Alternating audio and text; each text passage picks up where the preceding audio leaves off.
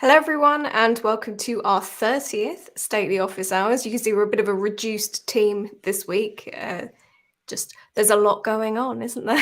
Yeah. But let's start off with, first of all, I'll let you know what we're doing. So this is the Stately Office Hours, where we talk about what we've been working on at Stately and on XState.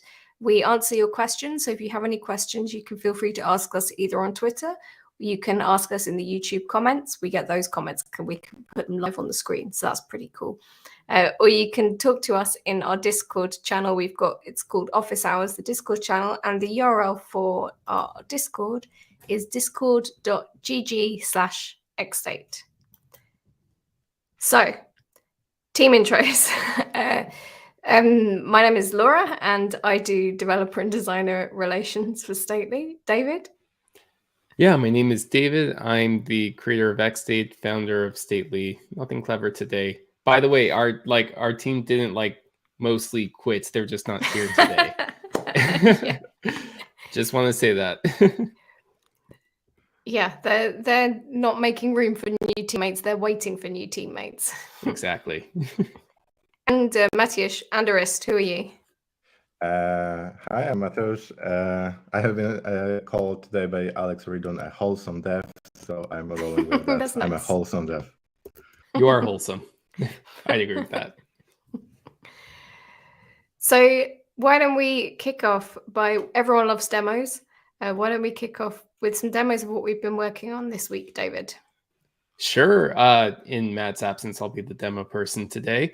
We have a few, this is going to be a quick demo, but we have a few pretty cool updates in the Stately editor. Just goes to show that we're working on lots of stuff in here. And so this is just a few of the things that we're working on.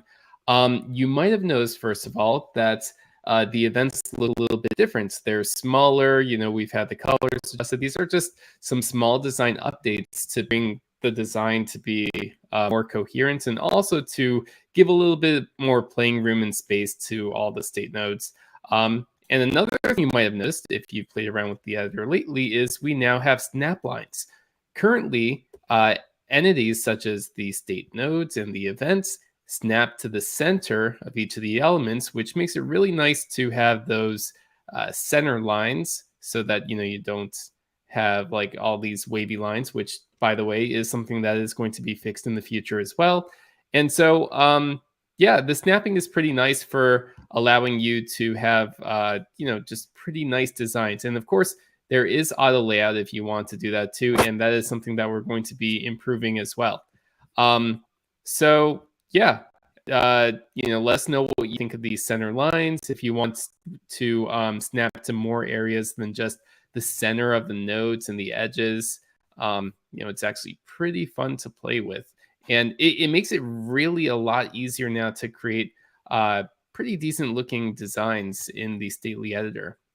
And another thing too is instead of having to go back and forth between the canvas and the right view to change some properties, like changing the initial states and things like this. For example, if we want this to be the opened state as the initial state, we would have to go here, or we'd have to go to the parent actually, change this to opened. That's a little bit annoying. So instead, if you right click over here and click mark as initial state, you notice we now have a context menu that allows you to do things such as delete, rename, and other things too. These are also available for events, so you could change the type of the event, and we could say after 500 milliseconds. That's a very short video, but you get the idea. We could delete states. And yeah, so we have a context menu. We're going to be adding a lot more things here. Oh yeah, auto layout is also available when you right click on the machine node, this top level state node. So yeah, this is going to be a lot more ergonomic for people to actually make changes within the canvas without having to go back and forth.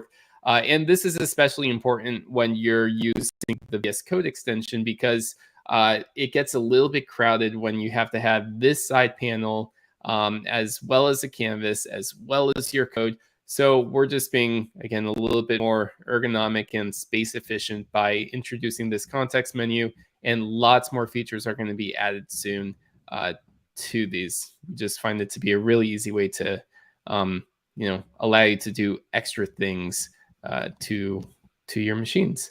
All of this could be found in a blog post called Stately Changelog number 1, which is another thing I wanted to mention, is that we are going to start regularly posting change logs. And so you could see that we have snap to elements, right-click menu, the visual update for the events in here, and also improvements to the VS Code output. So if you're using the extension, there's a lot of improvements being made here, such as how the targets are displayed, how internal and external events are handled. And so, yeah, we're going to be posting all of our updates to the Stately blog.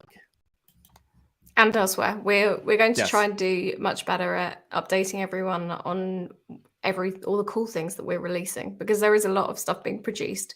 We need to be better at sharing it with everyone. Mm-hmm. So we are definitely getting there with that. And one of the things that I wanted to mention as well about the design of the events versus the states, like that's quite a big thing, I think, to make it easier to read the state machines. We thought that we were having issues where the events in the states were looking a little bit too similar, so it's quite hard to distinguish which at a glance.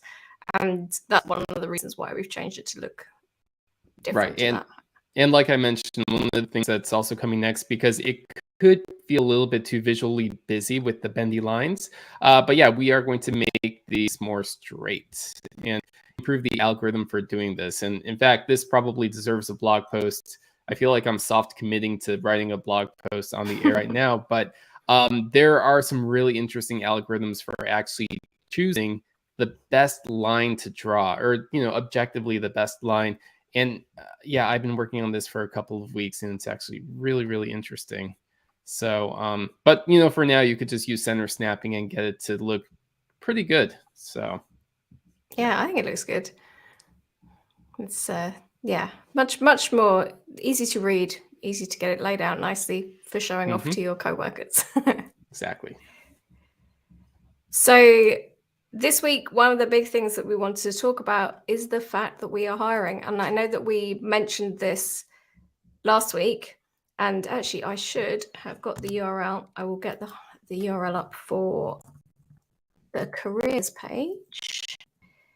Because last week we talked about it. This week we've actually got some proper job listings for you to get teeth into. So David, would you be able to tell folks what we're looking for, what the jobs are that we've got listings for right now?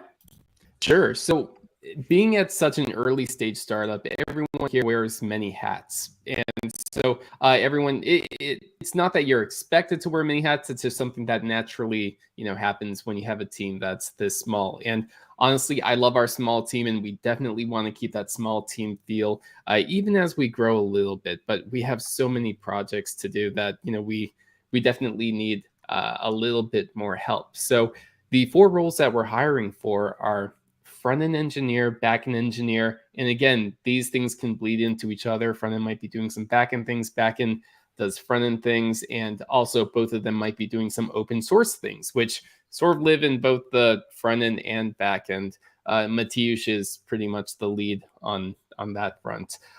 We are also hiring developer advocates.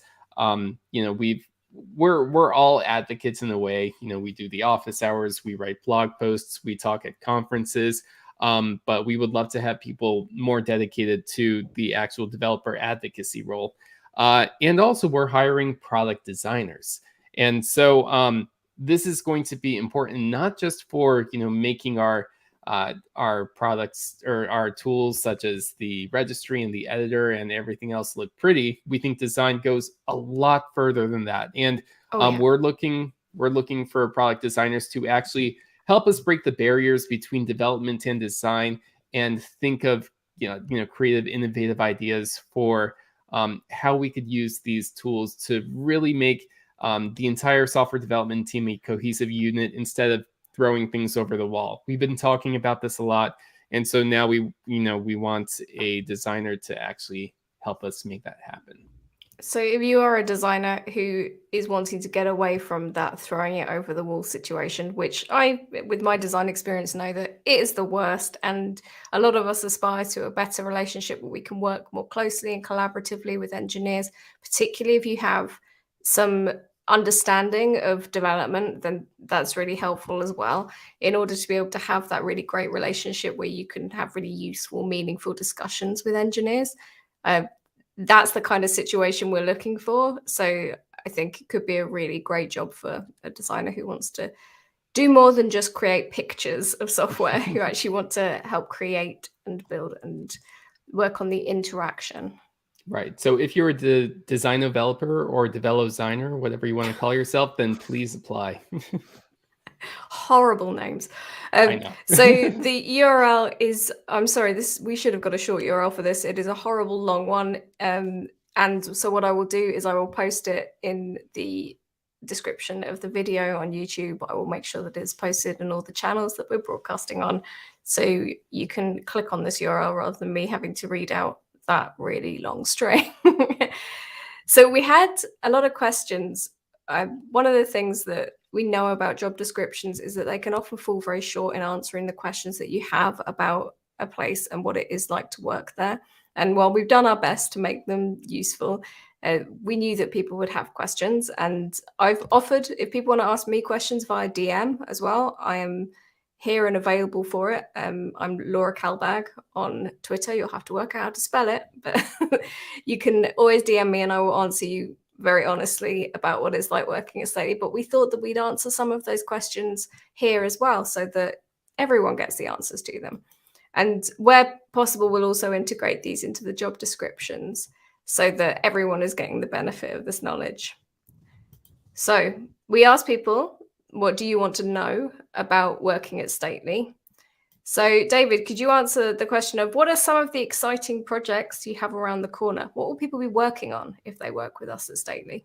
Oh, we have so many exciting projects. Like chances are, actually, it's very highly likely you're going to be working on some greenfield stuff, just because I like to joke that we have, or not joke, it is pretty serious, but we have like 5 years or more worth of just things that we want to build. So the primary two things that we're building are actually two. I don't know why I said two. There's so many things we're building, from the open source to the documentation updates to the blog to the editor, registry, and also the workflow tools that we have coming out.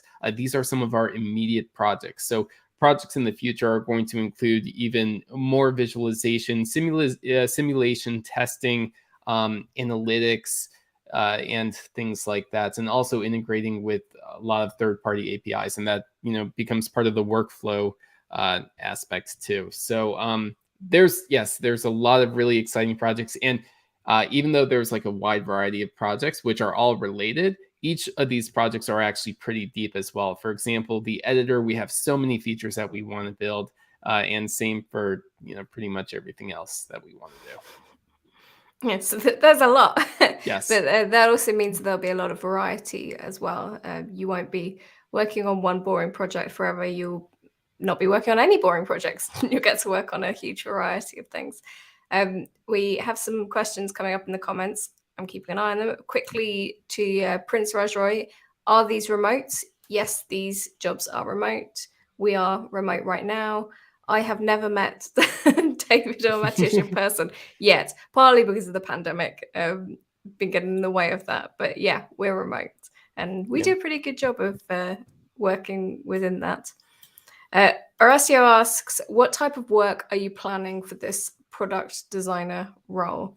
And I would say that we are really looking for someone to help strategize the how the product moves forward in terms of trying to meet the business goals. I think that's, you would be leading on a lot in that element of which features would work for the products, and then designing those features, doing things like research, wireframing, maybe building some prototypes, working as part of a design system, working on building up a design system that was consistent across all of the products, and and then also doing sort of the day-to-day elements, like elements of visual design, and collaborating with the rest of the engineers. I hope that's a bit of a good description. Let me know if you have any specific questions. David, do you have anything you want to add to that?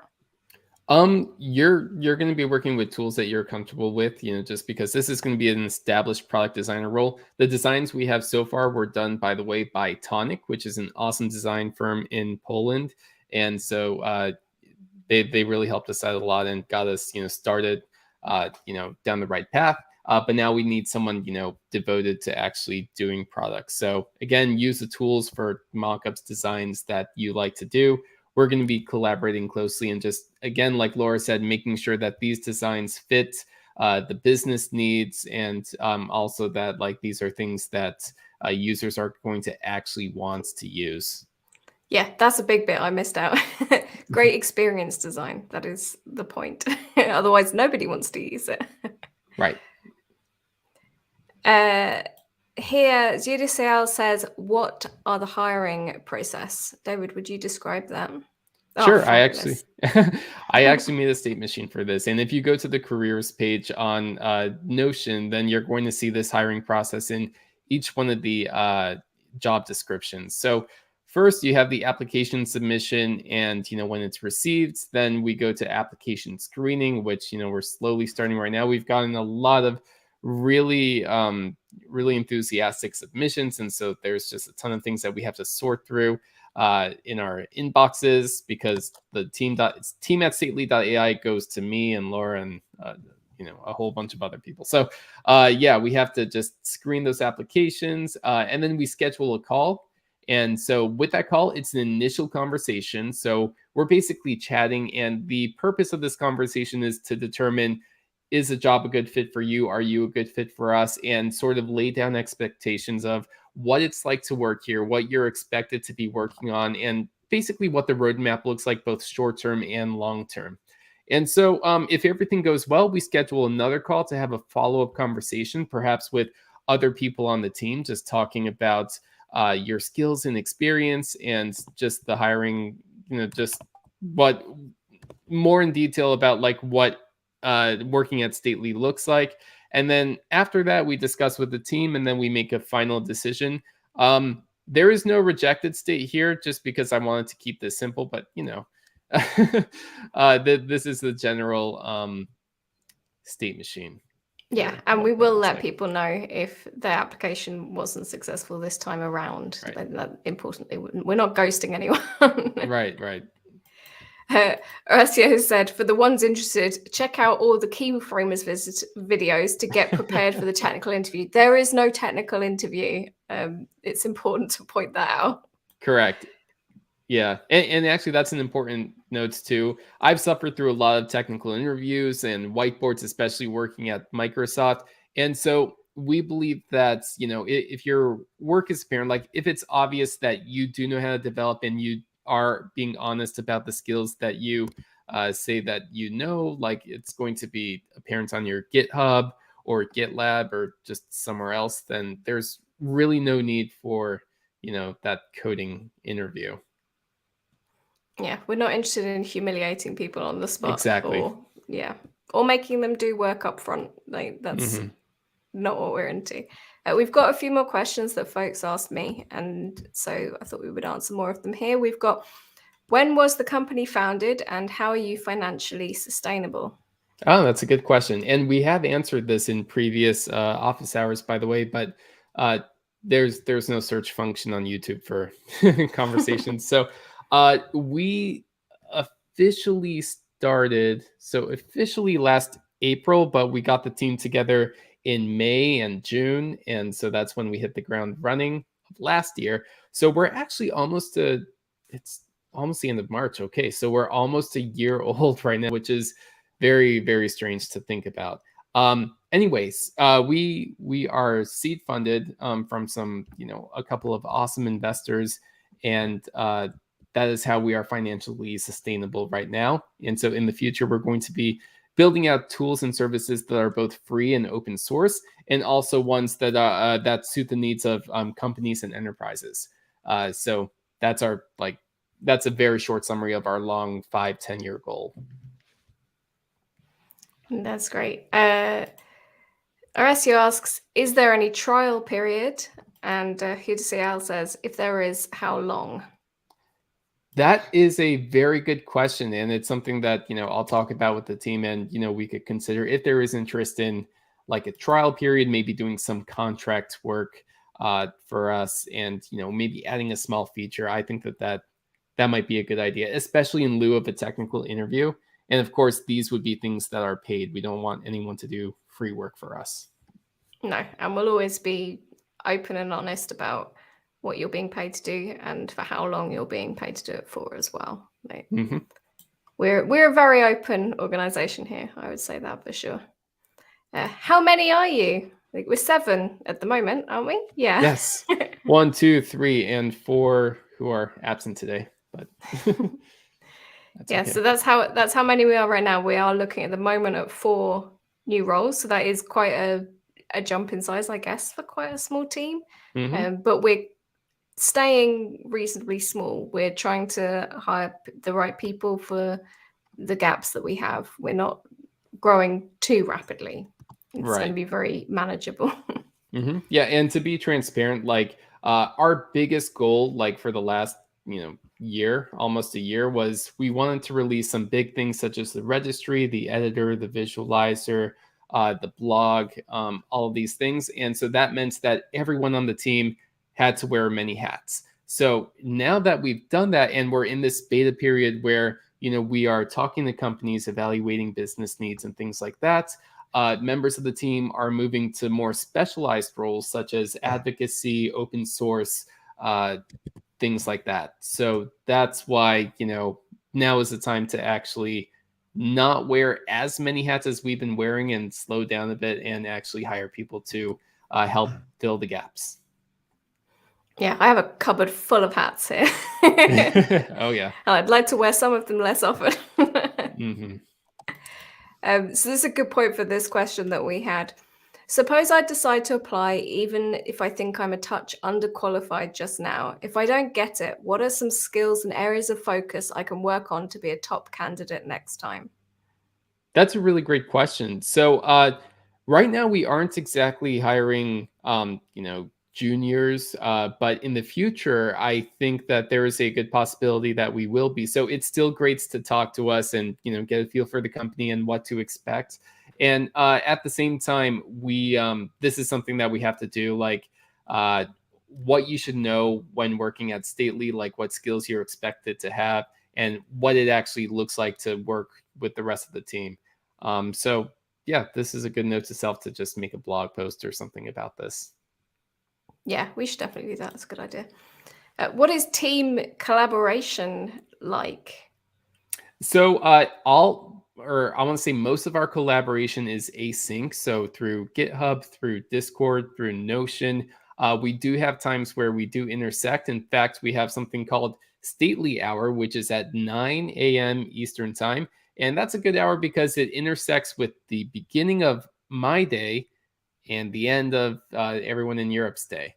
And so that's just a time where, we could really collaborate. And so that means most of our meetings are scheduled around that time. So if we do need to do synchronous collaboration, it happens then. But we really do try to make the most of being asynchronous and using collaborative tools in lieu of being face-to-face.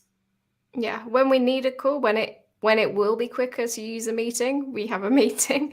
But often that's not the case, and it's much easier to leave someone a note for later on when they're not so busy. So it's a useful way. I think we have a good balance of meetings when we need them, but not if they're unnecessary. We often cancel meetings if we don't think they're necessary as well, which I think is a good thing. Which actually goes into our next question that we had is, are there a lot of video calls? Not as many. I would say weekly, maybe twice a week. So we do, in fact, there is a link when you go to the job descriptions about what a Stately week looks like. And so you'll see that most of our meetings happen on Tuesdays and Wednesdays. Mondays are your time, so those could be pretty quiet. But Tuesdays, Wednesdays, if we need to have meetings on Thursdays, then that happens. And of course, Fridays are our office hours. But as far as video calls, only when necessary. And usually it happens pretty organically where 2 or more members of the team would say, hey, can we, synchronize on this? Can we meet up about this real quick? Jump on a Google Meet call or Discord or Zoom, whatever you want to use, and just do your call there. Yeah, and it's not a hugely formal process, and cameras are, of course, optional. A lot of us tend to put our cameras on, but there is no pressure to have your camera on if you don't want to. I know that's Right. a problem in a lot of organizations, Yeah. feeling like they're forced to do that. This is an interesting question here from Kevin. Given that the team is distributed, what's the balance of sync collaboration versus async work from day to day? Because I think we do still do a lot of collaborative work between us. Yeah, so I would say that it is mostly async work. And so the purpose of sync collaboration, and this is another important point too, is that everyone on the team like has their strengths in certain areas. And so there's absolutely no shame in just going to a team member and being like, I don't understand this. Can you please explain to me? So we do all of our knowledge sharing up front. And so that is the initial sync collaboration that happens so that we could be successful doing async work. And also, I personally enjoy using Discord because I could message someone with a question. And even if they get back to me a couple hours later, that's fine. There's always plenty of work where we're not exactly blocked on anything.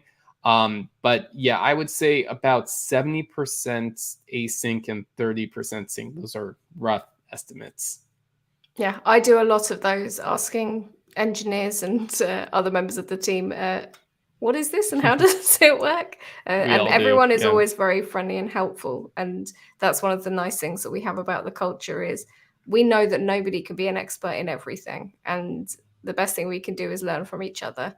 And it's a really great culture to have. No one is ever made to feel stupid for not knowing something already. That's Right. for sure. Scott asks, came in late, where are the jobs listed? Scott, I'm going to put a link in the video description. I will put the URL here, but you can't click that and it's really hard to read. So I'm sorry about that. You might be able to find it at the top of our Twitter feed if you go to twitter.com/statelyai. Back to more questions we've got.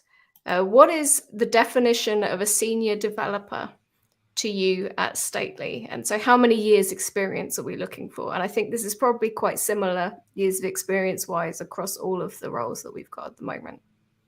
Right. So people tend to roughly classify senior developers as having, between, I guess, 4 and 6, 3 and 5, however you want to define it. But the way that we would, I guess, define it, just based on how all of our developers are here, is that you're not just, taking a task, completing it, etc. There's so much more to it. So your tasks have to be aligned with projects, and projects have to be aligned with milestones, and milestones have to be aligned with business goals.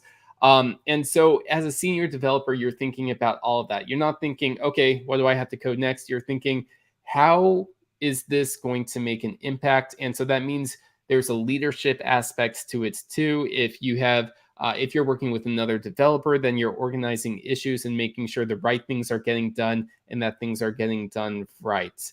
Also, besides just coding, there's testing, documentation, and just making sure everything works well, and also listening to user feedback. So I would say like a senior developer has experience doing more things than just coding and going beyond that.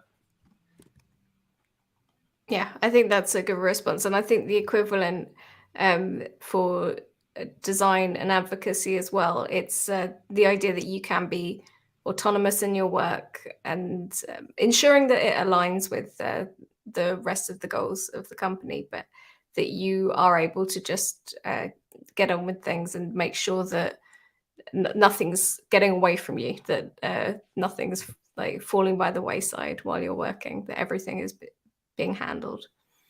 I think that's important. Right, there is more questions. Time zones. This is one that we briefly covered earlier. So what time zones are the teams in? Currently, we are situated in the Eastern United States and in Europe. So I guess 3 Europe time broadly. zones. Yeah, 3 time zones spread through Europe. So right now it is 9:30 a.m. in Europe. Or sorry, in here, Florida. It is 1:30 p.m. here in Ireland, which is the same as the UK. As usual, what time is it over there? 2:30. Yeah. Yeah. I think we're in 3 hours apart in the European time zones from top to bottom. Yep. And so we are, just to answer another question, we're located in Orlando, Florida, Ireland, UK, Poland, Finland right now. Oh, and Right now. Atlanta, Georgia. So, yeah. But that doesn't mean that we're only open to folks that are in the same time zones or the same countries. We are willing to look around, see what that is, and we'll be able to have some level of flexibility in order to make meetings and things like that work. We just got to see who applies, really. But we are open because that's the wonder of remote work, isn't it? Mm-hmm. Now this is an interesting one. What is the work culture like from an insider perspective? So I think that we've talked about it a little bit already, and I think that actually talking about the senior level required at the moment is a part of that. The idea that your work is very autonomous, but also that we're very open to learning from each other and sharing with each other. We often review each other's work and give constructive criticism or help or advice. I think that we've got a good culture of reviewing work in the team as well, in a friendly way and making sure that the quality is there. Generally, I'd say that everyone is pretty friendly and open, which I think is necessary. Kind team. Mm-hmm. Yeah, I want to double down on the point about autonomy. Again, it's not just like doing work to do the work, but everyone has like these goals about like, oh, I need to reach out to more developers or designers or product managers. So we don't look at tasks as goals. We look at goals as goals and think, all right, which tasks are we going to do to accomplish them? And so that means that all of the team members actually take a lead and say, hey, I really think that we should be doing this. You know, we talk about it with the team and, you know, we just give the go ahead. So yeah, it's not like a top down thing. You know, I'm merely here with like, hey, here's this big vision of what I want. And everyone on the team is like, I have a lot of really good ideas to make that vision happen. Yeah. Sometimes folks do tell you that they think that they have a better idea than you do. that does happen on occasion. And sometimes people do. Everyone has different experiences, so sometimes people do come up with really good stuff that we haven't necessarily thought about. I think a really important question that we got quite early on was how well can Stately support neurodivergent people? And I mean, I'm not an expert or an HR person, but I would say that given the flexibility of our working day and the nature of the remote work, I think that we are probably quite a good workplace in terms of being able to be flexible to accommodate your needs.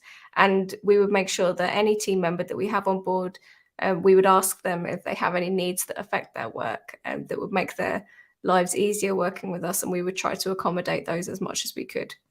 That's really, I think, the key elements of trying to support neurodivergent people is just trying to accommodate people's needs. And that's something that we do care about. We did have another couple of questions, which I completely forgot to put on the banners here, which I thought were really interesting. One of them was, what does a good day at Stately look like? And what does a bad day at Stately look like? and it made me think, actually, I would say that when we're thinking in terms of bad days, I just think of like Maciej saying, I've been fighting with TypeScript all day. And if that's your definition of a bad day, no, it's not that bad. What would you say to that, Maciej? Those are tiring. Not sure if they are bad. I don't like, I come from the background that I have been already working on most of that stuff that I'm continue to work here as a hobby. So now kind of like my job is my hobby is my job, and I'm a little bit confused about that, but yeah, that's great. Like, every day is great basically for me. Yeah, hopefully confused in a good way. Yeah. Yeah, because it is strange for me too. It's like this side project that I love and been working on for the last 6 years. Like, oh, I'm actually doing it full time. Like, wow. So, yeah. Yeah, as I guess I'm the different person in that I'm probably one of the only members of the team that wasn't already working on XState before I joined the team. And for me, it's great because I get to do a huge variety of work. I get to learn about new things every week. There's so much to learn about, and it's fun and not pressurized. I think it's also important to say that we're pretty flexible with deadlines and things like that. If Right. people need to keep doing more work on something in order for it to be launched at the right time, that is what we prioritize, and not letting people burn out as well. I thought the question about what does a bad day at Stately look like, besides just the tiring day, I do want to say we do have regular retrospectives so that it is a safe space. If everyone, if someone says like, hey, I don't like this aspect, then they're free and open to talk about it, and we could discuss action plan items for making sure that that doesn't happen in the future. And we've been pretty good about that. With that said, like Laura said, deadlines are, we have soft deadlines just because we feel it's important to have deadlines so that we have something that we're working towards. However, we don't have extremely strict deadlines, or when we do, we rarely do. And so I guess a bad day would be like if something is not properly scoped, just because, we're doing so many different things, and, we're working longer than usual to meet some sort of soft deadline. I know that happened with the beta release. It was a little bit stressful at the end, just being completely transparently honest. But again, we address these in retros, and we come up with action plans for making sure that doesn't happen. And also, you're free to, just talk to me or our office manager, Jenny, just to say like, hey, this was hard for me, or just, voice any concerns. It's not like HR where we're protecting the company, other way around. We want to protect you. So, yeah. Yeah, and we also have one-to-ones with you, David, as well, to reflect on these kinds of things. I think we're looking at once every month or two at the moment, and so that's a place where we can feel like we can safely air our concerns if we have any, or any feedback. And David is really good with that, I have to say. Like, I think that you're very open, and that's necessary, especially when a small company is starting out, is Right. that we're flexible and all willing to try to make it work in the best way that we can. Yeah. Now, I'm just having a look at if we have any more questions. If you do have any questions, feel free to ask us on Twitter. You can ask us in the YouTube comments here, or you can ask us in the Office Hours channel on our Discord. I'm just checking that no one's asked us any questions on there right now, and I will check the Twitter as well. Right, none in there. Got to find my window again. There we go. And oh, Dave said, I'd love to look at the front end position, but I can't find anywhere that says where to apply, and I'm concerned that I may be too inexperienced. To apply, email us, team@stately.ai, with an outline of your work experience or a CV, whatever works for you, and we can arrange a conversation from there. We covered this a little bit earlier in the video, but in terms of inexperience, we encourage people to apply anyway, even if they feel like they might be inexperienced. And we are looking for senior roles right now, but we will be looking for more junior to mid-level roles in the future. And so it is nice to be able to get to know you and chat to you, and then we can bear you in mind when we need to open up for those roles as well. Absolutely. Having those early discussions really means a lot. And in fact, I get so excited. I don't know about everyone else, but when I see a job applicant come where it's like, we know them from the community, oh, we've talked to them, etc., like that's always really exciting to see. So yeah, if that is one of you, thank you. We appreciate it. It's like that fairy getting its wings moment. It's really exciting. It's a sign we're hoping means we're doing something right if you want to come work with us. Is there anything else that we wanted to make sure that we covered around the hiring? No, I think we're I think we good. covered a lot. Yeah, we did. Great. So that is a reminder again that this very long Notion URL is where we've currently got the job listings. I will make sure that is in the video description as soon as I can after this live stream is over. Is there anything else we wanted to mention for office hours this week? Just a quick note. So one of our biggest pushes for Q2 is going to be looking at XState on the server side. And we've had a lot of people actually set up meetings with us and talk to us about what their needs for in terms of using XState to define workflows on the server. But I really do encourage you, if this is something that interests you either individually or within your company, please talk to me or Gavin in our community, and we'll set something up, just because we make some cool things happen next quarter. And also, this is why we're also hiring backend engineers too. So yeah. Absolutely. And the other thing that I didn't want to forget is to say that if you want to join David and other members of the team at Reactathon, you can get 30% off the tickets with the code Stately30. So we recommend you go to reactathon.com and check that out. And you're also doing a workshop there, aren't you, David? We're actually probably not, because I'm giving a talk, and so is Eric, who is the creator of Final Form. He's giving a talk as well. In fact, he might be talking about server-side XState, so it should be interesting. I'm talking about the use effect hook, also relating state machines into it, but I jokingly call it everyone's favorite hook because it's just a pain to use. So I'm going to be ranting about it a little bit and then talking about state machines. So be there. Oh, great. So you get to see you talk on the full lineup. So that is well worth getting that ticket, 30% off, and going and meeting the team, because you'll be there in person as well. And we'll have some swag, hopefully. So the swag is good. Yeah, I would recommend it. Yes. So then I will wrap us up for this week. If you have any questions that you want to ask us for us to answer in next week's office hours, you can just leave us a comment below this video, whether you're on YouTube or on Twitter. You can also at us at Stately AI on Twitter, or join our Discord at, got too many banners here now, that's the problem, discord.gg/xstate, and we have a dedicated office hours channel in there. It was lovely to see you all in the comments. Thank you for joining us, and we will see you again next week. Bye-bye. See you next week.